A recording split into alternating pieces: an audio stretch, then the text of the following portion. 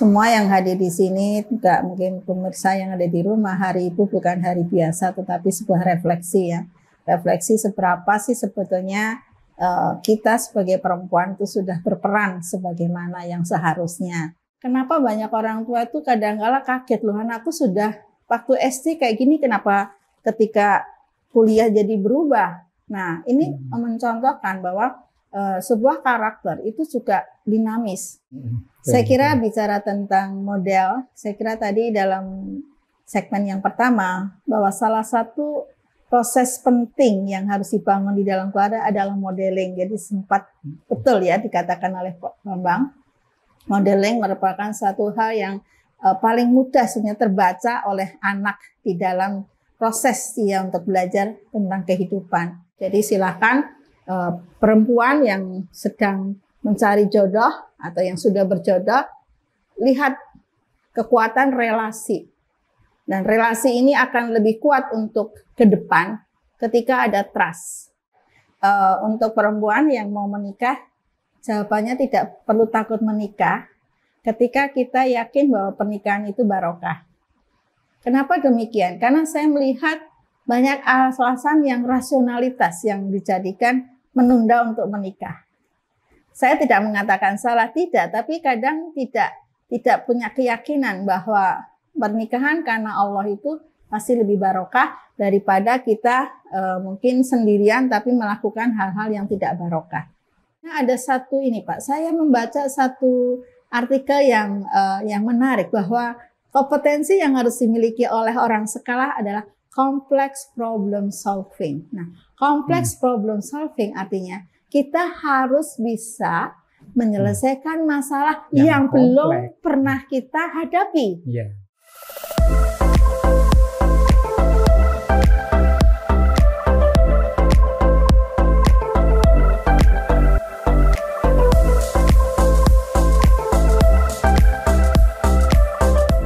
Selamat berjumpa lagi dengan Mbah Cilik Sigit dalam Hidangan Segar, Hidup Bermakna Sehat dan Bugar. Hari ini tepat tanggal 22 Desember. Kita selalu memperingati sebagai Hari Ibu. Nah, Mbah Cilik tentunya mengucapkan selamat Hari Ibu kepada semua ibu dan perempuan di Indonesia. Tetap semangat sebagai ibu, karena pepatah mengatakan bahwa wanita adalah tiang negara. Nah, di pagi ini kita akan membahas berkaitan dengan tema Hari Ibu, yaitu maknai Hari Ibu 22 Desember sebagai lahirnya individu-individu yang patriotik, bermartabat, berkarakter, dan berbudaya, yang akan bisa mengantarkan menuju Indonesia emas. Nah, pagi ini kembali bersama dengan Profesor Siti Irene, seorang guru besar di Universitas Negeri Yogyakarta. Beliau di tahun 2023 bahkan mendapat anugerah, mendapatkan penghargaan sebagai pendidik inovator. Ya, tentunya ini akan sangat menarik, apalagi beliau seorang ibu dan hari ini adalah Hari Ibu. Tentu beliau akan bersemangat dalam membahas peran ibu sebagai lahirnya anak bangsa yang berkualitas. Ya, kita mulai ya. Selamat pagi, Prof. Selamat pagi. Kembali bergabung lagi dalam Mbah Cilik Sigit ini. Ini Prof, hari ini kan Hari Ibu ya. Nah, dari Ibu, kalau kita melihat bahwa tema Hari Ibu Nasional tahun ini adalah, kalau nggak salah ya, wanita bersuara, kemudian ya intinya bagaimana wanita itu bisa mengekspresikan kekuatannya gitu ya, untuk menyongsong menjadi jalan menuju Indonesia emas. Nah, ini. Kira-kira berlebih-lebihan nggak, Prof, kalau kita menyampaikan bahwa memang hanya dengan anak bangsa yang patriotik, berkarakter, bermartabat, berbudaya, maka Indonesia emas, dan emas untuk seterusnya ya, tidak hanya emas di tahun 2045, tapi emas untuk seterusnya itu akan tercapai. Gimana? kira-kira hambatan, peluang yang ada pada untuk mencapai itu.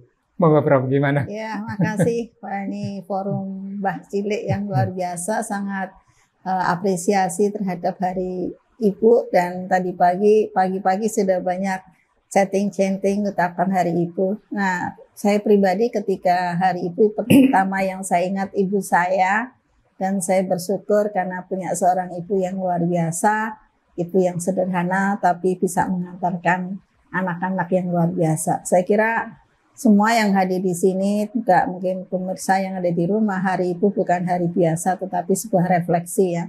Refleksi seberapa sih sebetulnya kita sebagai perempuan itu sudah berperan sebagaimana yang seharusnya. Nah, tadi ada satu kalimat yang luar biasa, bahwa seorang ibu itu punya tanggung jawab moral untuk menghantarkan anak yang punya patriotik, berkarakter dan bermakna ya. Itu kalimat itu gampang diucapkan, tetapi di dalam era yang sekarang tugas seorang ibu itu menurut saya sangat berat ya. Beratnya di mana karena banyak faktor yang unpredictable yang terjadi di luar keluarga itu sendiri yang menjadi tantangan kita untuk menghadapi generasi Gen Z ini, generasi yang memang dihadapkan pada masalah terutama dalam penguatan pendidikan karakternya. Sebagai patriotik, ya patriotik itu kalau diartikan ya tidak mudah menyerah kali ya. Tidak mudah menyerah, selalu berjuang. Nah, ibu-ibu sekarang memang masalahnya ada mungkin dua. Seberapa ibu itu sendiri mampu menguatkan perannya, ya, peran gandanya kalau dia wanita yang bekerja. Kemudian seberapa dia berani beradaptasi dengan tantangan untuk menjadi ibu yang kekinian ya. Ibu yang kekinian itu ibu yang mampu merespon semua perubahan yang terjadi di era generasi masyarakat digital ya. Jadi saya kira ini dua hal yang harus disiapkan. Saya tidak mengatakan ibu itu harus ibu menjadi ibu yang bekerja. Ibu rumah tangga pun kadang-kala tantangannya lebih berat ya, karena tugas yang mulia ya. Tugasnya mulia, dia sudah memutuskan untuk hidupnya, untuk keluarga. Tetapi ketika itu tidak diimbangi dengan pengetahuan yang cukup untuk merespon dinamika perkembangan ilmu pengetahuan itu sendiri, dia juga tidak akan optimal. Jadi bagi saya pilihan apakah dia menjadi ibu yang tinggal di rumah dan dia nafasnya untuk keluarga, itu pun harus belajar. Jadi saya pikir transformasi belajar harus menjadi spirit ya bagi ibu yang tinggal di rumah maupun untuk yang bekerja. Karena bekerja tidak belajar sesuatu yang baru, dia juga tidak akan bisa mengimbangi berbagai perkembangan. Kemudian tadi bagaimana membentuk anak yang berkarakter ya. Kalau saya sebagai seorang ibu dan juga peneliti gitu, membuat anak berkarakter itu tidak gampang karena dia harus membentuk sebuah dinamika dalam proses pembentukan karakter. Kalau kita bicara karakter, misalnya kalau kita kaitkan dengan pendapat para ahli, itu tidak hanya knowing ya, tidak hanya pengetahuan, nak kamu harus jujur loh nak. Tapi bagaimana jujur itu menjadi sebuah values yang ada dalam dirinya. Nak kamu harus jujur, tapi bagaimana di actionnya. Nah ini satu kata tentang pendidikan karakter itu harus betul-betul terinternalisasi dalam diri anak. Nah biasanya ada kecenderungan orang tua sekarang itu mendidik itu by instan ya. Ternyata budaya instan itu kayaknya mempengaruhi tuntutan ibu dalam mendidik anak. Nah ini yang saya kira perlu dipahami bahwa mendidik anak itu sebuah investasi yang hasilnya mungkin tidak harus hari ini ya. Tidak hari ini kita tahu hasilnya, tetapi sebuah the long process di dalam life-nya, dalam kehidupannya. Mungkin sekedar sharing bahwa di dalam proses mendidik anak itu ada beberapa hal yang perlu dipahami, misalnya conditioning gitu ya. Conditioning itu bagaimana ketika saya mengajarkan, nak kamu harus sholat 5 waktu ya nak, mungkin mulai, nah ini harus dikondisikan untuk satu hal aja, kondisikan, dibangun sebuah habituasi dan controlling yang dia lakukan sampai dia menjadi knowing dan feeling dan action. Jadi kalau nggak sholat saya kayak kurang, ada yang kurang, itu baru satu. Nah orang tua kadangkala meminta anak untuk segera punya satu perilaku yang sudah menjadi personality dia, padahal tidak bisa sekali. Nah, tidak bisa terlalu cepat juga. Tidak bisa, makanya banyak anak. Komunikasi juga berproses ya. Kenapa banyak orang tua itu kadang-kala kaget, loh anakku sudah waktu SD kayak gini, kenapa ketika kuliah jadi berubah? Nah, ini mencontohkan bahwa sebuah karakter itu juga dinamis. Jadi kita harus meyakinkan bahwa apa yang kita ajarkan tuh sudah menjadi that's my personality ya. Itu Pak, mungkin itu yang saya melihat orang tua sekarang menuntutnya terlalu cepat untuk sebuah karakter yang melekat dalam dirinya, tapi dia tidak mengkondisikan dalam sebuah tahapan-tahapan dari, apalagi kalau kita bicara tentang tahapan perkembangan moral, itu banyak hal yang harus dikaji. Nah, kemudian di dalam pembentukan karakter itu ada identitas taking gitu ya, identity taking ya. Jadi orang berkarakter itu juga pengambilan peran ya, dengan siapa kita berteman itu juga mempengaruhi ya. Jadi sebenarnya gagal peran ya, yang mungkin bisa terjadi dalam tahapan perkembangan anak itu memang tidak disadari, itu penting ya. Sebagai orang tua harus yakin apakah dia sudah berperan sebagai anak laki-laki, anak perempuan, pada tahapan umurnya harus bisa apa, itu harusnya ada. Jadi makanya tadi saya bilang, meskipun saya adalah seorang ibu rumah tangga yang tinggal di rumah, saya harus paham tentang misalnya bagaimana memahami perkembangan anak. Nah, itu malah dia lebih intensif. Makanya saya sangat senang sekali kalau ada seorang ibu rumah tangga bisa menghantarkan anaknya berhasil, karena dia betul-betul dia belajar berilmu dan berpraktek secara intens. Nah, kalau orang yang bekerja mungkin tantangannya manajemen waktu, quality times-nya gimana ya ini kalau bicara tentang gimana mendidik anak untuk berkarakter itu sebuah proses panjang, dan dalam proses itulah tadi ada conditioning, ada identitas taking, dan mungkin modeling. Nah, modeling. Jadi ada seorang anak besok kalau kerja mau jadi apa, ingin jadi dokter, dan itu diwujudkan untuk jadi dokter. Sebetulnya disitulah peran keluarga untuk membangun satu modeling dari identitas taking orang tua yang sukses itu berhasil, Pak. Tapi kalau aku nggak mau jadi guru, aku mau jadi A, jadi B. Terus orang tuanya marah, nggak bisa, kamu harus seperti saya. Nah, itu biasanya ketika terjadi konflik aspirasi itu yang kadang-kala menjadi sumber kegagalan di dalam menghantarkan anak untuk berjuang cita-citanya.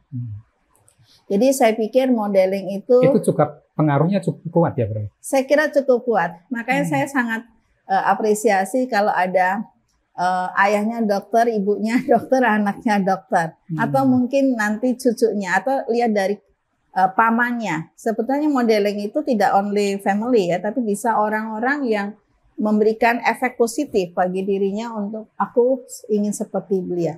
Nah, apakah kalau anak kita beda dengan kita itu gagal? Juga tidak. Karena itu menggambarkan bahwa di dalam keluarga itu ada demokrasi untuk memilih apa yang diinginkan. Jadi saya juga berpesan dari seorang ibu itu lebih baik menghantarkan dan menguatkan apa yang menjadi cita-cita anak. Karena itu akan membangun good feeling ya. Dan mungkin dia akan merasakan bahwa saya bisa seperti ini karena ibu saya. Karena kemarin saya pernah ketemu dengan seseorang yang dia merasa orang tua saya tidak pernah mau mendengarkan apa kata saya. Dan kalaupun saya sekarang bekerja sekarang tuh sebenarnya saya kehilangan sesuatu yang saya cita-citakan dalam hidup saya. Saya kira itu kalimat yang sangat ekspresif, mungkin curhat, tetapi saya sebagai seorang ibu, ya untung dia tidak terjadi apa-apa dalam hidupnya. Maksudnya dia tetap menjadi orang, tetapi menjadi orang yang bukan seperti yang diinginkan ya. Saya bilang, ya saya kira orang tuamu pasti punya maksud, kenapa sekarang kamu tidak tunjukkan pada orang tuamu apa yang dia inginkan dan kamu tetap perjuangkan apa yang kau inginkan. Itu nasihat saya. Karena saya harusnya nggak kuliah di sini, Bu. Saya maunya ini, tapi bapak ibunya maunya saya ini. Ah, itu kan sebuah ekspresi. Tapi untung anak ini juga punya satu nilai karakter yang baik. Boleh dikatakan itu kegagalan komunikasi atau tidak ya? Karena bagaimana itu mungkin kan suatu keinginan itu bisa berubah karena adanya komunikasi yang kemudian diterima gitu ya.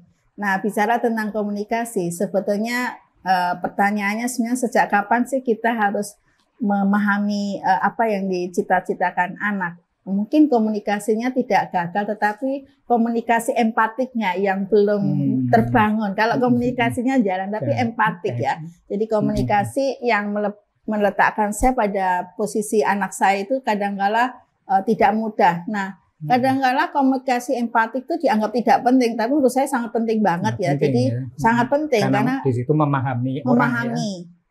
Nah, silakan bunda-bundaku, kalau sedikit ada masalah atau orang tua dengan anak-anak, mari kita bangun komunikasi yang empatik, yang lebih kuat di dalam proses dialog dalam keluarga. Baik, tentunya kita pahamkan banyak peluang seorang ibu akan melahirkan generasi yang baik, tapi juga harus mengenali atau melihat hambatan-hambatan yang mungkin bisa menghadangnya ya, Prof. Ya. Oke. Baik, teman Mbah Cilik, kita stop dulu, kita rehat dan kita akan teruskan di. Jangan lupa subscribe agar tetap bersama kita.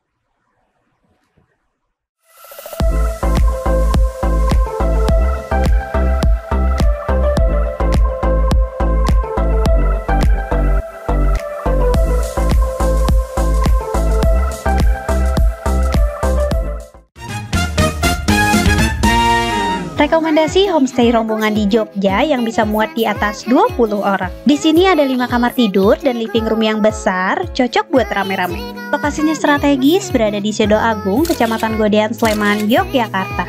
Begitu masuk, tempatnya tuh luas, suasananya adem dan juga tenang. Ada 5 kamar tidurnya lengkap, pakai kamar mandi dalam dengan fasilitas air panas, kasurnya empuk banget dan juga kamarnya super bersih. Tiap kamar tuh desainnya beda-beda. Ukuran kasurnya ada yang queen bed dan juga queen bed, semuanya lengkap, kulkasnya juga ada.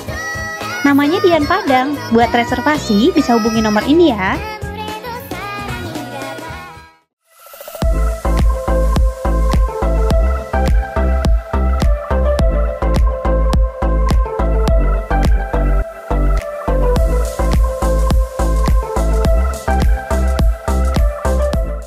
Ya, kita lanjutkan perbincangan dengan Mbah Cilik Sigit dalam hidangan segar.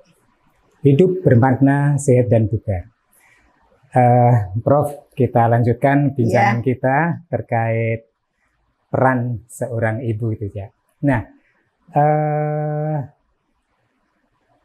naluri keluarga itu menurut hemat saya itu sepertinya juga ada naluri mencontoh. Tentunya mencontoh hal-hal yang baik ya, walaupun mungkin karena kekuatan hal jelek itu bisa dicontoh, ini juga hal yang mungkin tidak sedang kita bicarakan. Hal yang baik tadi bisa misalnya di media, ada tayangan misalnya keluarga cemara, ada Lost Man yang sudah lama gitu ya, ataupun judul-judul yang lain yang intinya menggambarkan sebuah keluarga. Nah, ini kan juga sebuah hal yang bisa dicontoh. Kemudian juga kisah-kisah yang mungkin disampaikan dalam satu pengajaran atau pendidikan, ya, kisah nabi, kisah orang-orang yang berhasil dan sebagainya. Ini kan bisa juga untuk ditiru. Nah, Prof, keluarga kita secara terbaca oleh Prof ini, perjalanan sebuah keluarga itu sudah mencontoh hal-hal yang baik atau alamiah saja gitu ya. Oke, makasih.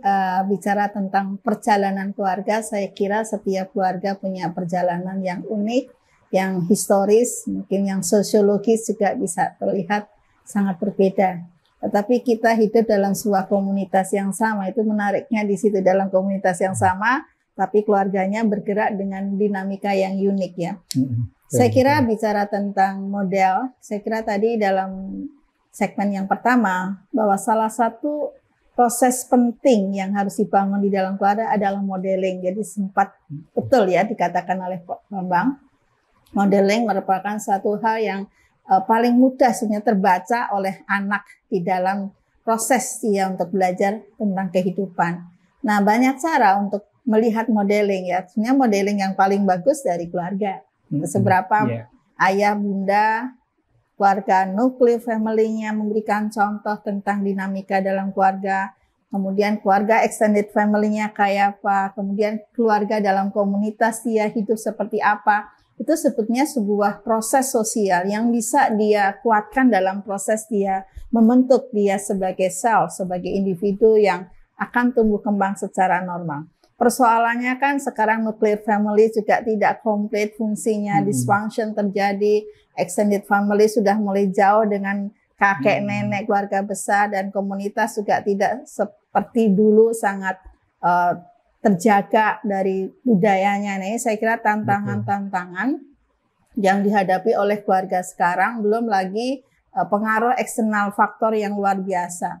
Jadi sebetulnya anak-anak sekarang itu kalau tidak hati-hati di dalam proses pendidikannya, dia akan mendapatkan mungkin pengaruh-pengaruh yang tidak positif bagi dirinya, tapi juga positif bagi dirinya ya. Positif itu ketika anak itu bisa mengambil pembelajaran di luar dirinya. Nah, modeling tadi kalau dikatakan apakah media massa itu punya pengaruh yang sangat signifikan, jawabannya iya. Bahkan dari hasil penelitian saya yang terkait dengan penggunaan internet anak SMP dan SMP, itu terbaca untuk medsos itu 4 jam. Untuk main game 4 jam, untuk belajar itu untuk SMA 4 jam, SMP 2 jam. Itu membuktikan bahwa di dalam proses pendidikan karakter anak itu sekarang dipengaruhi oleh X faktornya, media sosial. Nah, apakah kita menyalahkan media sosial? Jawabannya juga tidak ya, karena kita tidak mungkin melepaskan diri dalam era masyarakat digital. Oleh karena itu sekarang bukan saatnya lagi kita berkonflik liar di dalam proses pendidikan anak, tetapi yang paling penting memilih strategi yang efektif supaya kita bisa berdialog ketika ada hal-hal yang mengganggu di dalam proses tumbuh kembang anak. Nah, modeling menjadi penting. Jadi mohon maaf bunda-bundaku semuanya, siapapun ibu, apakah bekerja atau tidak bekerja, literasi menjadi penting. Jadi literasi tidak hanya kita bisa baca tulis, tetapi memaknai apa yang terjadi di dalam semua kata itu. Semua pesan itu harus dimaknai di dalam konteks literasi sosial, budaya, dan sebagainya. Kembali pada keluarga itu unik. Saya pernah membaca bahwa relasi dalam keluarga sekarang di masyarakat modern itu kurang lebihnya ada 4, Pak. Bapak sudah pernah tahu belum? Gimana, Bro? Ya, ini nanti silakan bunda-bunda dicocok-cocokin ya. Maksudnya tipikal ini bukan sesuatu yang mana yang baik, tetapi adalah dari riset ada 4 ya. Yang pertama adalah owner property, ya, owner property. Yang kedua adalah head complement. Yang ketiga senior junior partner, yang kedua equal partner. Jadi kalau kita riset dalam keluarga, yang pertama tadi apa? Owner property. Jadi istri adalah properti suami. Ya, jadi istri harus tampil dengan elegan dan harus cantik karena dia akan menjadi properti suami. Biasanya proses pengambilan keputusan itu domestik dan publik itu masing-masing. Jadi domestik itu adalah tugas seorang istri. Yang kedua tadi adalah head complement. Istri adalah komplement. Apa ya? Komplement itu pelengkap ya. Pelengkap, ya. Komplit. Di sini sudah mulai ada perubahan dalam proses pengambilan keputusan.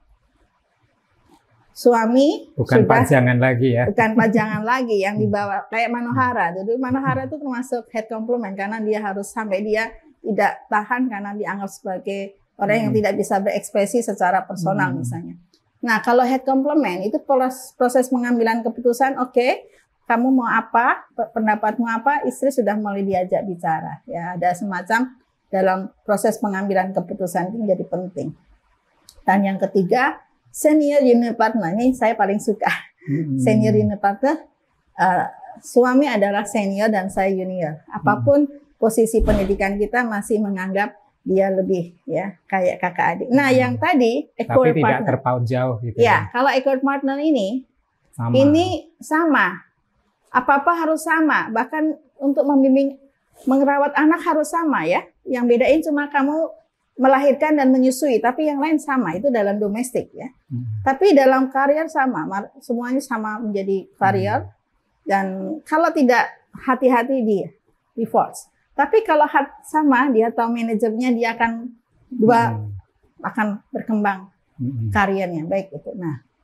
Nah ini konsekuensinya dalam mendidik anak, Pak. Modelingnya kayak apa? Tentunya modelnya akan beda.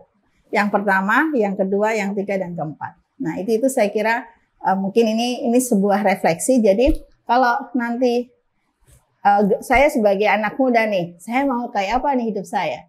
Oh, kayaknya saya kepingin maju pokoknya. Ya oke, maju. Terus gimana? Ya cari suami yang mau Anda maju atau suami yang tidak. Karena kenapa kok terjadi konflik? Kenapa karirnya juga tidak berkembang baik? Karena di sini tadi, ya saya gini tapi saya nggak mungkin saya gini karena beda. Tapi saya selalu apapun yang dikatakan itu suami, dipengaruhi ya, itu budaya, akan membuat tentunya, ya. budaya. Jadi dimensi budaya mempengaruhi. Makanya saya kadang, kenapa kamu divorce? Iya, suami saya nggak paham.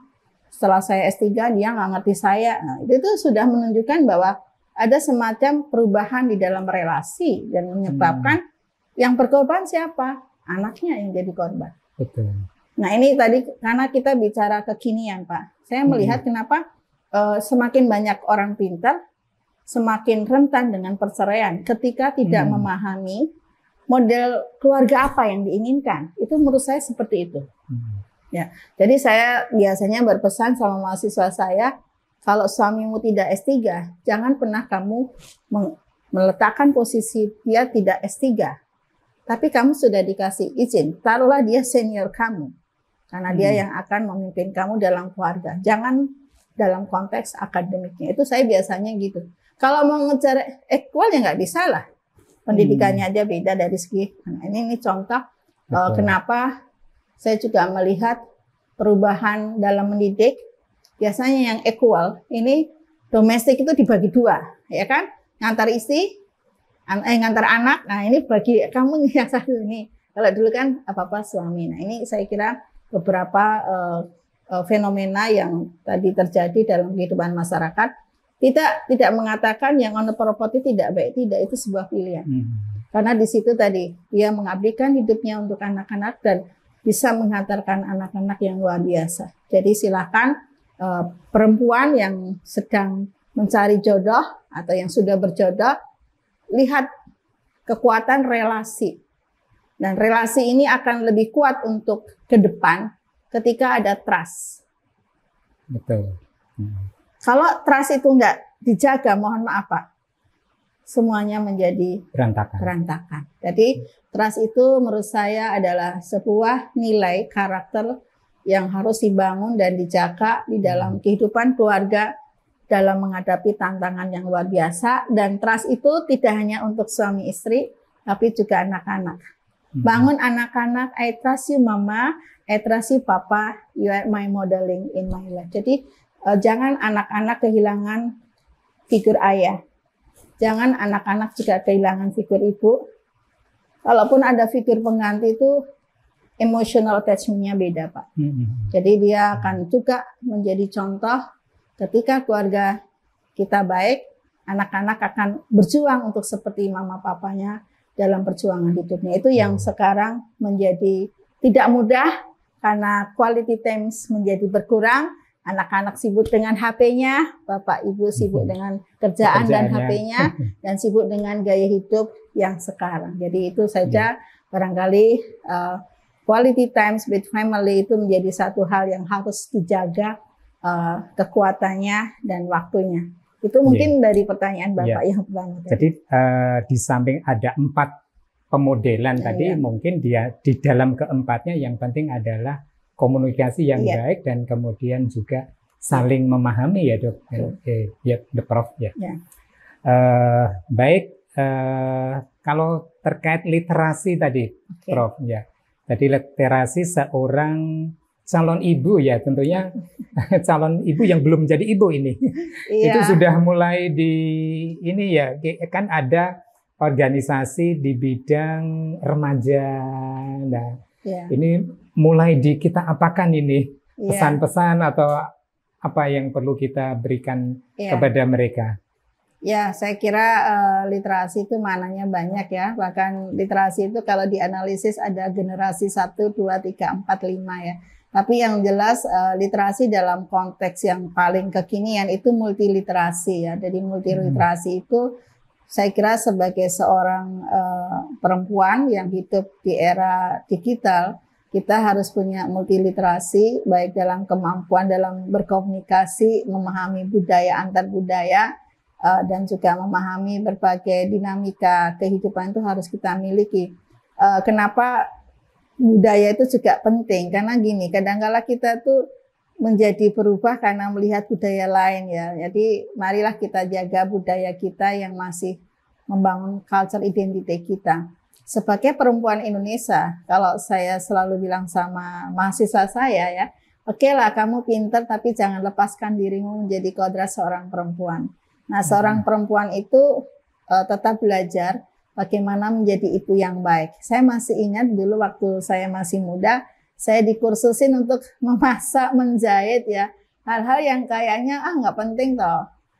Bun, kan itu kan sekarang sudah ada, bisa kita orang lain, ya orang lain bisa, tapi kalau kita bisa itu salah satu keinginan kita untuk menjaga fungsi kita sebagai perempuan. Nah, memasak itu kan sederhana, bisa GoFood ya Mak, kita sekarang GoFood ya. Tetapi saya masih ingat seorang ibu yang baik itu adalah seorang ibu yang memahami tentang bagaimana membuat gizi makanan dari tangan kita ya. Jadi tangan kita itu menurut saya harus optimal untuk melayani anak-anak kita, suami kita ketika kita sedang membangun satu fondasi.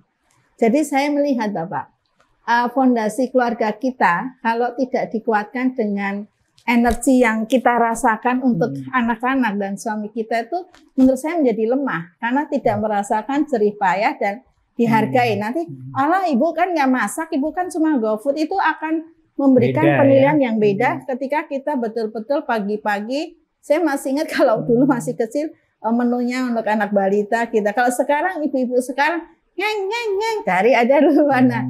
Sehingga di situ juga anak melihat orang tuaku nggak menyentuh semua itu untuk aku. Itu mungkin sederhana, tetapi selama kita bisa lakukan, mungkin tidak everyday ya, hari tertentu tunjukkan bahwa kita memasak untuk anak kita. Karena memang zamannya beda Pak ya. Yaitu salah satu hal yang barangkali perlu kita persiapkan. Kemudian yang kedua, untuk perempuan yang mau menikah, jawabannya tidak perlu takut menikah ketika kita yakin bahwa pernikahan itu barokah. Kenapa demikian? Karena saya melihat banyak alasan yang rasionalitas yang dijadikan menunda untuk menikah. Saya tidak mengatakan salah, tidak, tapi kadang tidak punya keyakinan bahwa pernikahan karena Allah itu masih lebih barokah daripada kita mungkin sendirian tapi melakukan hal-hal yang tidak barokah. Nah, itu saya kira juga kita kalau bisa ajaklah anak-anak ketika sudah waktunya umur, kita ajak ngomong tentang jodoh. Nah, apakah seorang ibu itu perlu untuk mengarahkan? Jawaban saya tetap perlu Bapak Ibu, tetap perlu Pak Bambang, karena begini, ya. Kita sudah jatuh cinta tapi orang tua itu tidak cocok. Nah, itu kan awal yang tidak baik. Jadi sebetulnya seorang ibu berikan literasi tentang pernikahan itu sejak, kalau menurut saya ya, itu sejak SMA kuliah itu kita sudah ngobrol lah.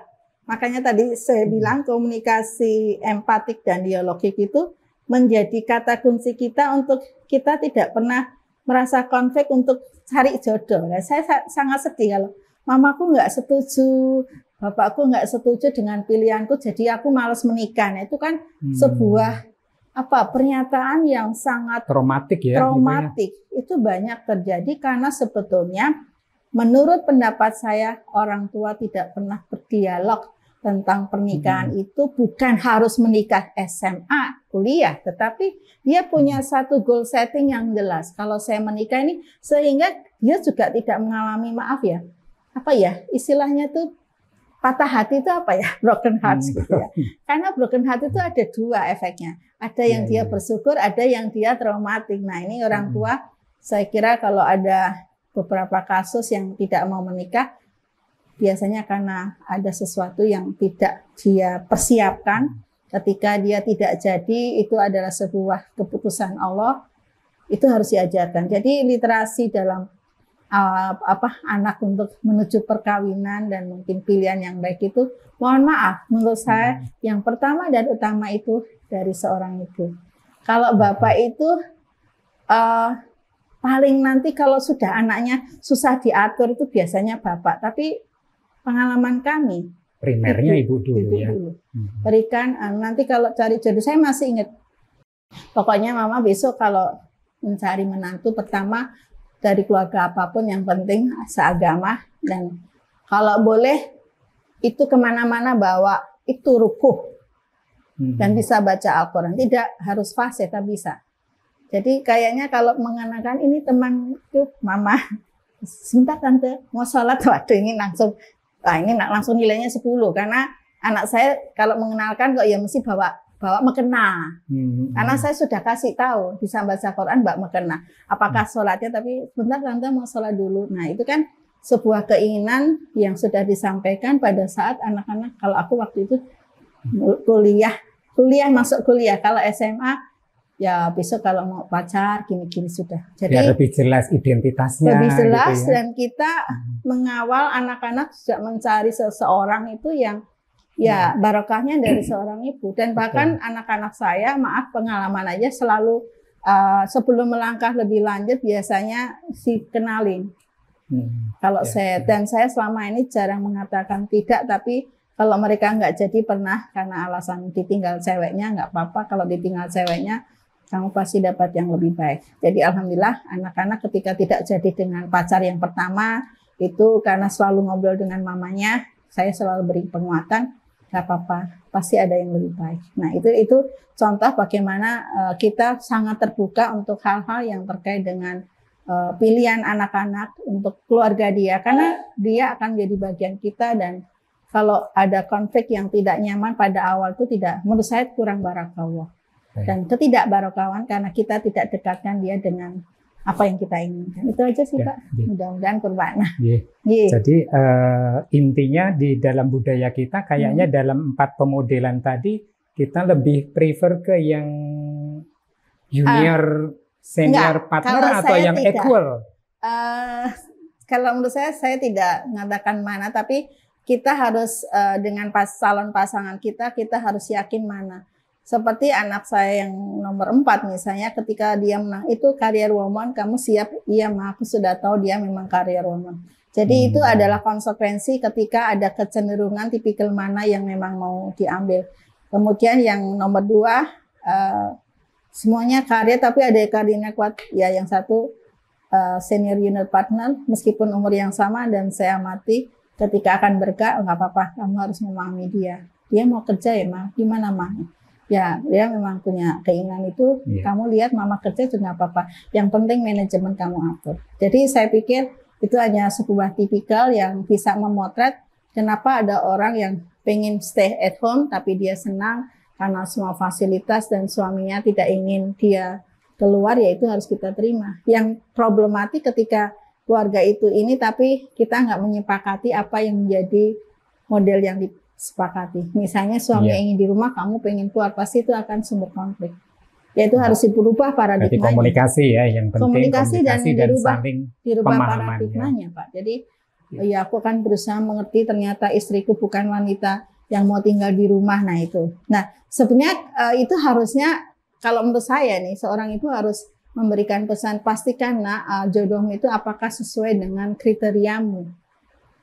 Kalau enggak, padahal udah jatuh cinta ya Mak, ya dialogkan sebelum pranikah. Makanya kan pranikah itu penting ya Pak.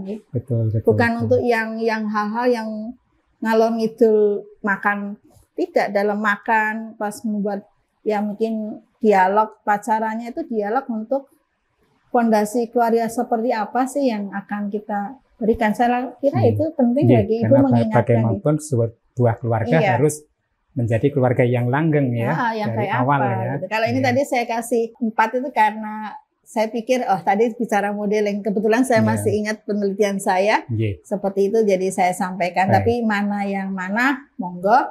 Kalau saya Kembali pribadi pada kalau saya menempatkan pada yang nomor 3, dan saya selalu anggap suami saya adalah senior saya, apa-apa harus tanya untuk hal tertentu. Tapi kalau untuk urusan akademik mungkin yang tidak substansi bolehlah. Saya kira itu yang bisa saya sampaikan. Pak Bambang, mudah-mudahan bermanfaat. Terima kasih, Prof. Ya. Seru ya, teman-teman Mbah Cilik. Oke, kita break dulu, nanti kita lanjutkan. Jangan lupa like dan subscribe.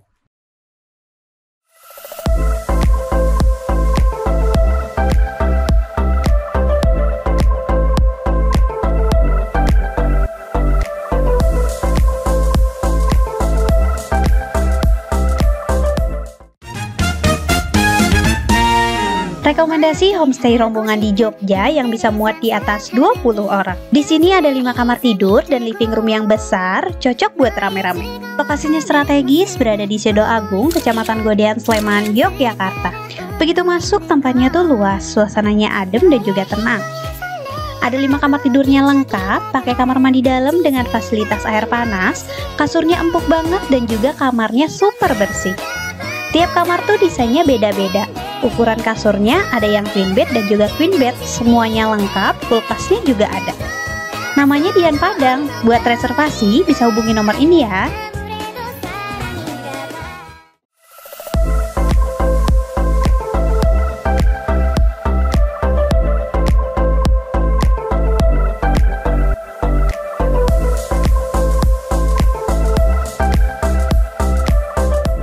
Kembali lagi bersama Mbah Cilik Sigit dalam hidangan segar, hidup bermakna sehat dan bugar. Ya, kita lanjutkan ya perbincangan kita terkait dengan peran perempuan mengantarkan menuju Indonesia Emas. Kita lanjutkan ya, Prof.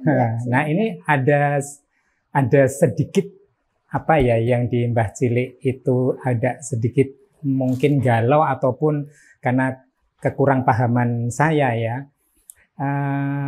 Indonesia Emas tahun 2045. Tentu ini banyak hal yang ingin dicapai di sana. Cuman mungkin kita akan batasi terkait dengan peran perempuan atau wanita dalam menyongsong Indonesia Emas. Seperti halnya yang tertuang dalam tema Hari Ibu tahun ini adalah perempuan menyapa, perempuan berdaya menuju Indonesia Emas. Nah, kalau Indonesia Emas itu sebagai program nasional, tetapi ini saya belum melihat bahwa ini ada dibungkus dengan suatu kebijakan, kemudian di sana ada inputnya apa saja, prosesnya apa, kemudian menuju output apa, dan nantinya akan menuju outcome Indonesia Emas. Nah, inputnya terutama di bidang perempuan ini. Nah, kesehatan perempuan kita itu seperti apa? Saat ini misalnya apakah bisa dikaitkan dengan tingkat kematian ibu melahirkan, tingkat kematian bayi, kesehatan ibu, calon ibu, yang mana tugas berat, tugas mulia dari seorang ibu untuk melahirkan generasi ini kan sangat penting ya, dituntut sampai ke sana. Nah, ini gimana, Prof ini? Aduh, ini apa diskusi yang luar biasa ya. Bicara tentang Indonesia Emas, saya kira ini sebuah program pemerintah yang harus kita dukung bersama. Ya, betul. Dan ini akan berhasil ketika semua unsur elemen departemen yang terkait dengan pembangunan bangsa Indonesia itu bergerak bersama. Karena namanya satu goal setting yang luar biasa. Dan di situ sudah mungkin apakah sudah menjadi kebijakan dan program, saya kira di departemen-departemen tertentu sudah mencoba secara terpisah-pisah ya. Secara terpisah-pisah mencoba untuk menerjemahkan sesuai dengan bidangnya, ada transformasi ekonomi, sosial, IT dan sebagainya. Mungkin hari ini tadi terkait dengan Hari Ibu ya, tentunya seberapa sih ibu-ibu kita, perempuan kita itu juga melihat bahwa isu Indonesia Emas harus kita respon dengan baik ya, dengan kapasitas kita. Nah, saya kira tadi terkait dengan apa yang disampaikan oleh Pak Bambang bahwa kesehatan ya, karena kesehatan itu ternyata menjadi salah satu misi ya dari transformasi sosial yang diagendakan di Indonesia Emas, khususnya di perempuan nampaknya bisa nyentuh ini dalam penguatan dalam mencapai Indonesia di bidang transformasi sosial tentang kesehatan untuk semua, kemudian tentang bagaimana pendidikan berkualitas itu merata, dan yang seluruh Indonesia ya. Seluruh Indonesia.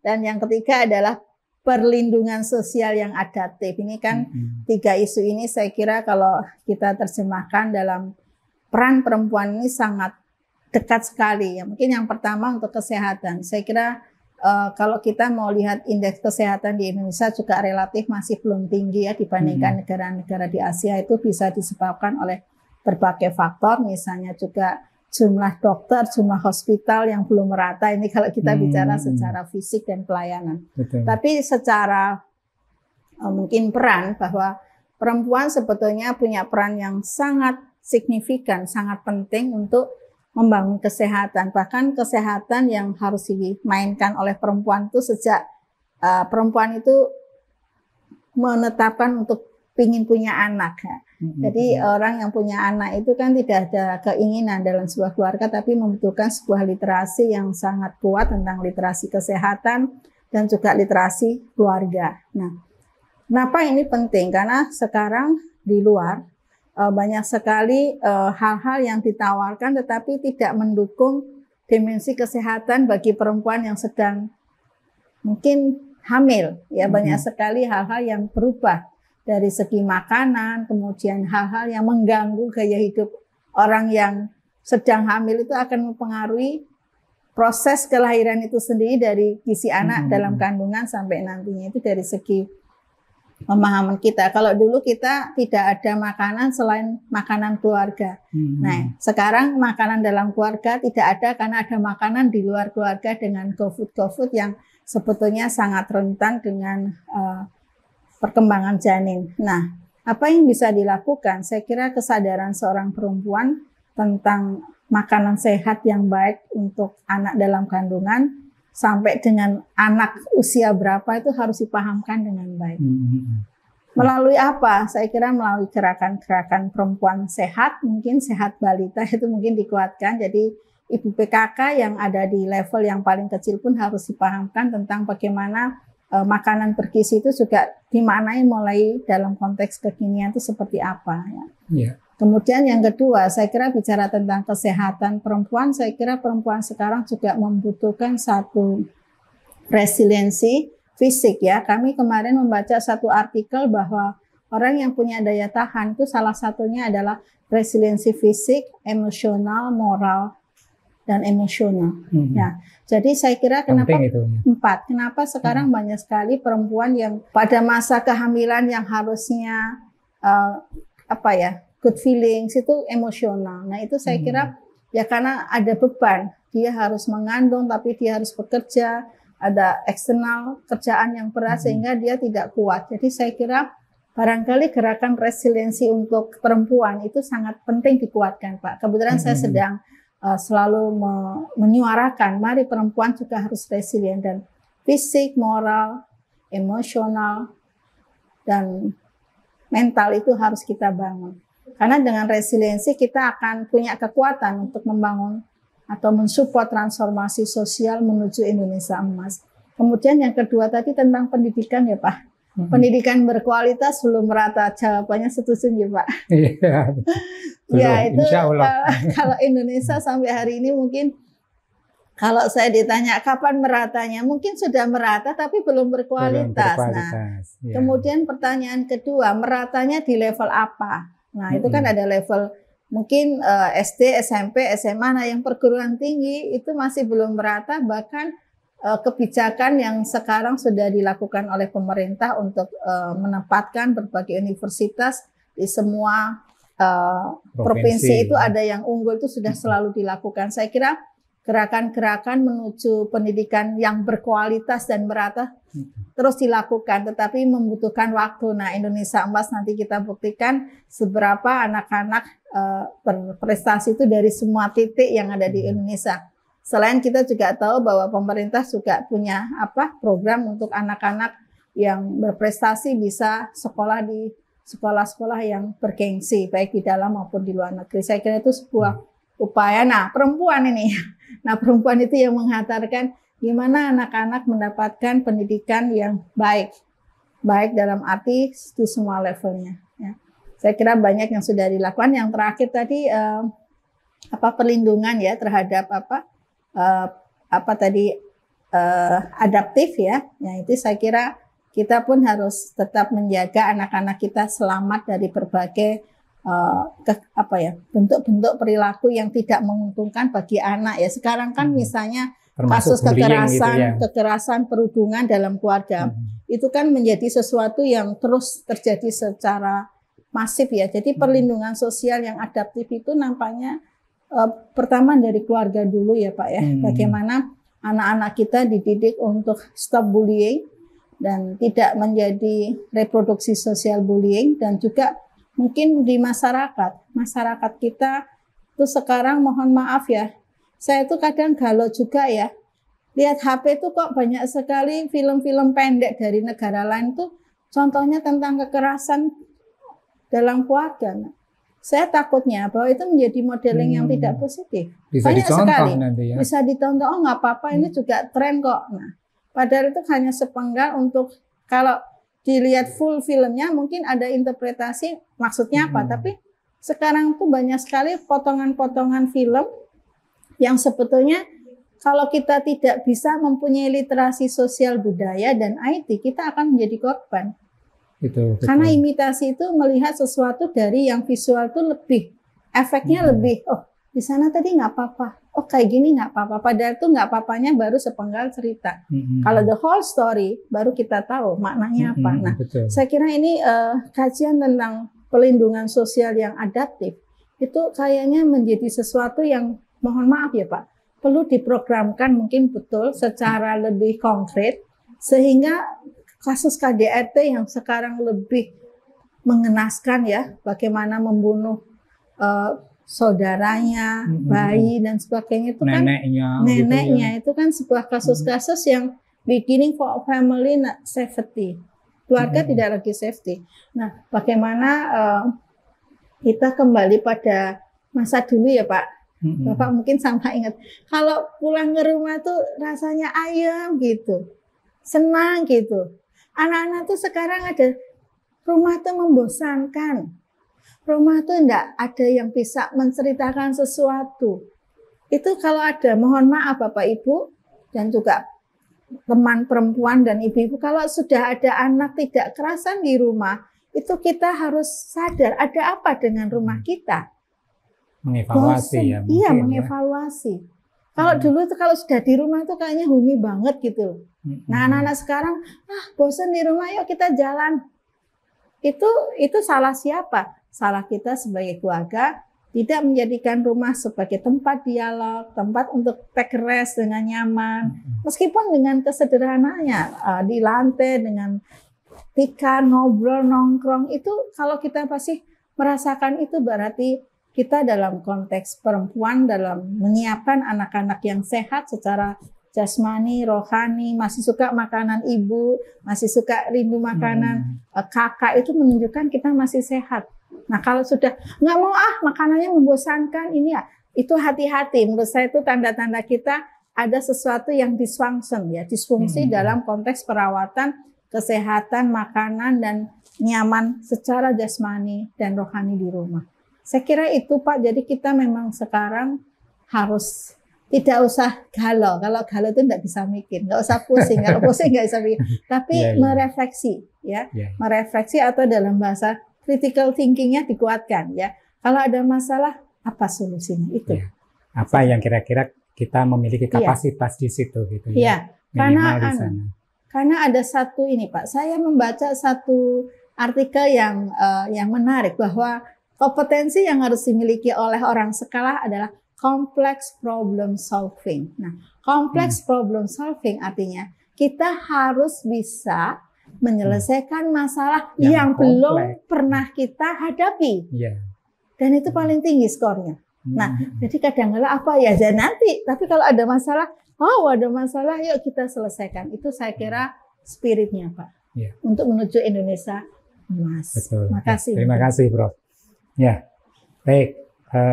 Terakhir barangkali untuk kira-kira Prof ada moto nggak ini?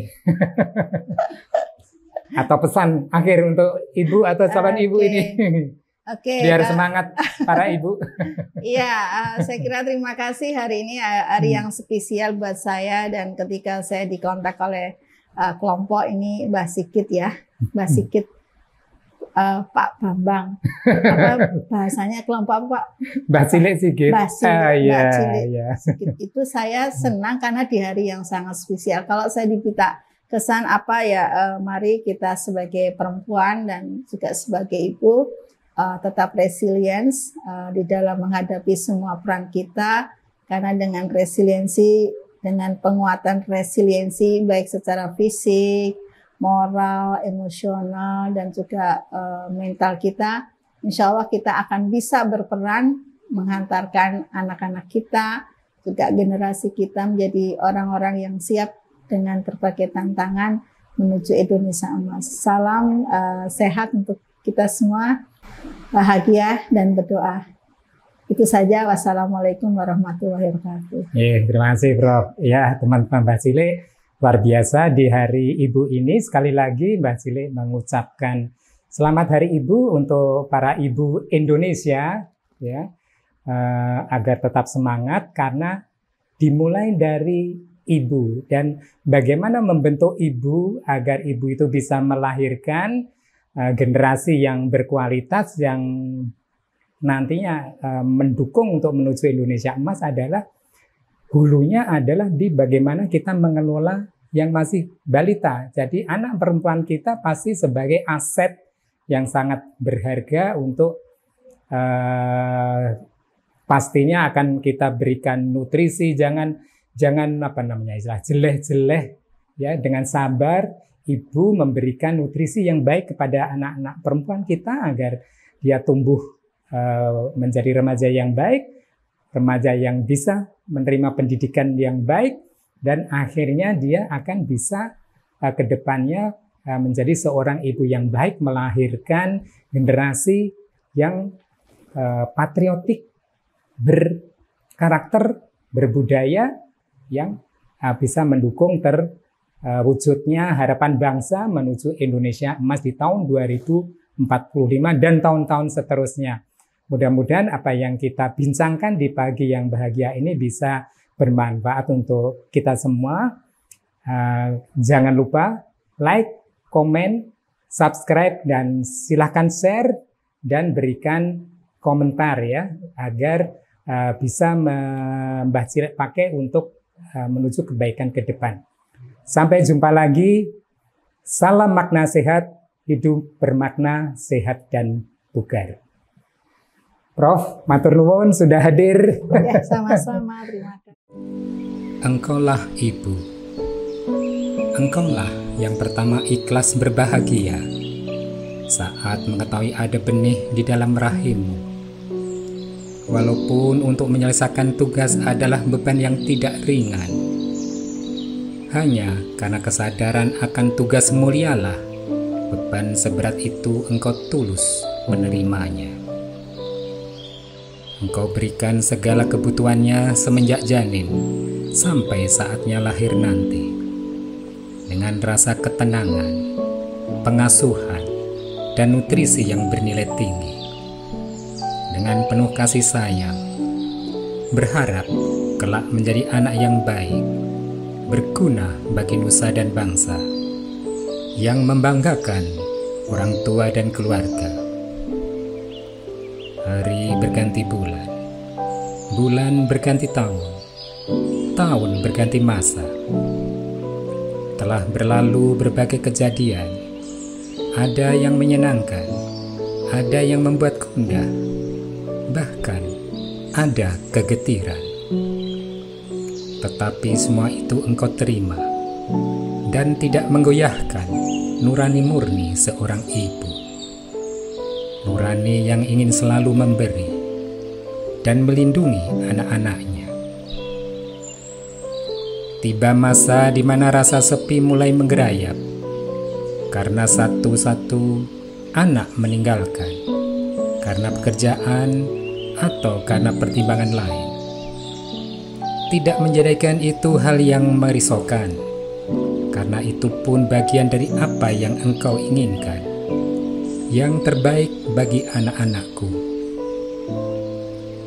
Alam tidak akan lalai dari apa yang terjadi, akan hadir melalui pemikiran baru, konsep religiusitas dan spiritualitas yang menyatu dalam kekokohan jati diri, dan hadirnya orang-orang baru dalam persahabatan yang penuh kekeluargaan.